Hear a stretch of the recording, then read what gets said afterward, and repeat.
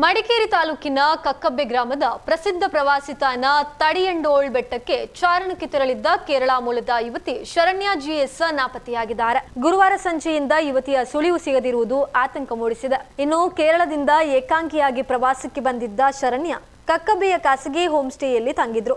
ಗುರುವಾರ ಬೆಳಿಗ್ಗೆ ಅವರು ಒಬ್ಬರೇ ಚಾರಣಕ್ಕೆ ಹೋಗಲು ಮುಂದಾಗಿದ್ರು. ಆದರೆ ಆ ಪ್ರದೇಶದಲ್ಲಿ ಕಾಡಾನೆಗಳ ಹಾವಳಿ ಹೆಚ್ಚಿರುವ ಕಾರಣ ಹೋಮ್ ಸ್ಟೇ ಸಿಬ್ಬಂದಿ ಅವರನ್ನ ಇತರ 9 ಪ್ರವಾಸಿಗರ ತಂಡದೊಂದಿಗೆ ಕಳುಹಿಸಿಕೊಟ್ಟಿದ್ರು.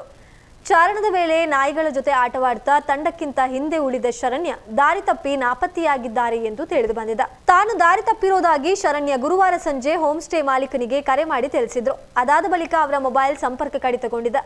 ವಿಷಯ ತಿಳಿತಾ ಇದ್ದಂತೆ ಅರಣ್ಯ ಇಲಾಖೆಯ 50ಕ್ಕೂ ಅಧಿಕ ಸಿಬ್ಬಂದಿ ಹಾಗೂ ಪೊಲೀಸರು ಶೋಧ ಕಾರ್ಯ ಆರಂಭಿಸಿದ್ದಾರೆ. ತಡರಾತ್ರಿ 3 ಗಂಟೆಯವರೆಗೂ ಕಾಡಿನೊಳಗೆ ಹುಡುಕಾಟ ನಡೆಸಿದ್ರೂ ಯುವತಿಯ ಪತ್ತೆಯಾಗಿಲ್ಲ. ಸದ್ಯ ಕಾಡಾನೆಗಳ ಭೀತಿಯ ನಡುವೆಯೇ ಅರಣ್ಯ ಇಲಾಖೆ ತೀವ್ರ ಕಾರ್ಯಾಚರಣೆಯನ್ನ ಮುಂದುವರೆಸಿದೆ.